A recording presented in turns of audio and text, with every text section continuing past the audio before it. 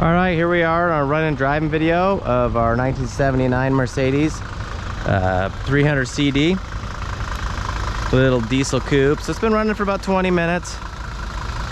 It's kind of just getting warmed up. Got the four-way flashers going. Got the lights on.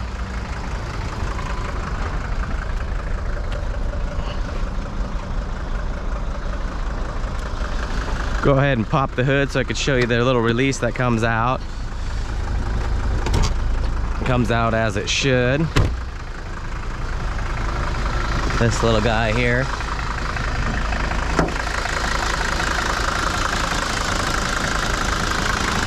No hiccups or anything like that. Kind of just sounds like the little inline 6. It should, or inline 5 actually, my bad. The motor mounts don't look great by any means, but I don't see a lot of shaking at the actual motor mounts themselves, but you do feel a little vibration, especially when it's cold, through the gas pedal and stuff. So as I'll kind of get into driving here, and I mentioned in the other video, it's a little bit of a light project. It just has a lot of the common W123 issues. You can see the four-way flashers are gonna go ahead and turn those off. I'm gonna get my seat belt on here. And the most common one is you know, get your dash cracks. Sunroof does not open from the switch or anything, as does any of the power windows. So you do get a little bit of a fishbowl effect if you don't address those. So I would definitely get in there. A lot of times, I'll show you the parking brake works good, giving it gas. Go ahead and release on that, and away we go. Obviously this car's been garaged by the condition of the interior. It's being a California car. So we'll go into reverse. Goes in there nice and smooth. You do get kind of that little bit of, you'll see at some of the stops, you kind of notice it more in reverse. So you do feel a little bit of that. Let's see if the stereo, not getting any noise out of that, but this car really hasn't been driven a whole lot, obviously, I think, in the past probably decade and a half. Clock works, speedometer works, odometer doesn't work, temperature gauge, and the fuel gauge, the sending unit probably needs to be replaced. But again, those are just common 123 issues. We're unable to be able to get to it. We're gonna be losing a little bit of our storage here in a little bit. So gonna go ahead and pass this one to the next person. Excellent bones, it looks fantastic. It's just a super cute looking little car. It has that era correct look. Color combo is point on. So a lot of times it's just cleaning up the contacts. I checked the fuse on a few of them. You got some extra fuses, but didn't get crazy in there or anything. Because obviously it would be best to pull it in, maybe pull the switches out, clean up the contacts. And a lot of times you can get away with just cleaning those up. They get some corrosion on there as the contacts are aluminum, as any electrical connection. And but you know, plan for the worst and hope for the best is what I always say. You know, it drives and accelerates like, you know, any non-turbo diesel Mercedes I've had. See it shifting gears, not sure if you can hear it or not.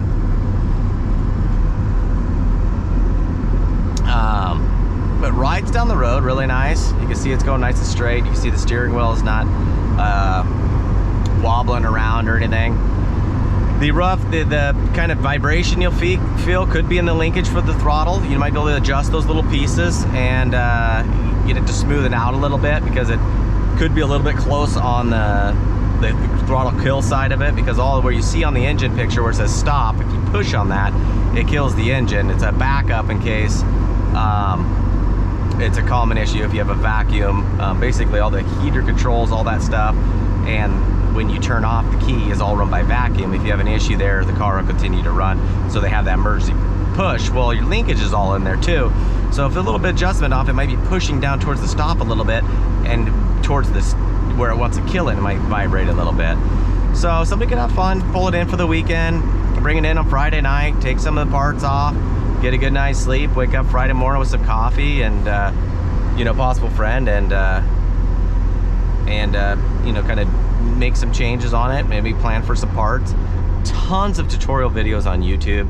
These are fantastic cars to work on, highly supported vehicles, so you will always get support out there and help from people. The forums and bulletins on these cars are phenomenal. I've been on them. Been buying and selling these cars for about, geez, I think I got my first one in 2011, and because I've always loved the look of these things. Not powerhouses by any means. You'll not win a drag race out there, not even against a golf cart probably, but they will go forever, and they get phenomenal fuel economy. Just don't pull out in front of a semi in this thing. And that's not just this one, that's just any other Mercedes diesel, non-turbo. But as you can see, I'm just kind of driving, cruising here. You can see I'm going over the bumps. There's no rattles or anything like that. No transmission issues, no huge motor issues, nothing like that. The battery light's not on. It's just gonna be dialing in some of the key features and some of the details on this rig. Just kind of going through it and getting it ready for, you know, the daily driver condition again. So you can see it kicks down nice and smooth. Speedometer works, odometer doesn't. Super common issue on this. You can send out the speedometer, get all that stuff done. I would go in and it's probably just the sending unit in the fuel tank and the temperature.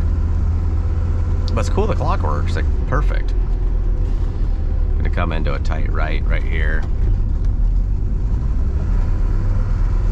Downshift. I didn't do it manually, I do like to have my hand on the shifter on this thing because it's super comfortable.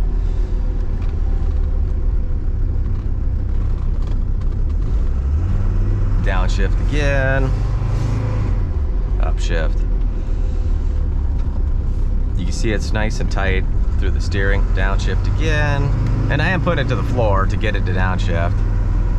And it, you know, you hit a little bit of a incline, you're gonna need it, but it's just kind of motoring over the hills. I'm not to the floor right now.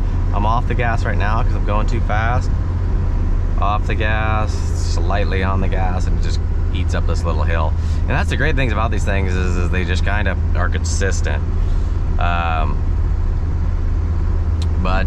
Trying to think of anything else on this, it's just fantastic bones. Just need someone to take it in and care for it and take care of it a little bit. It's going on no reserve, and I'm really excited to hear about who gets it, and once they get all this stuff dialed in and they're down the road and enjoying it. So good luck, everybody.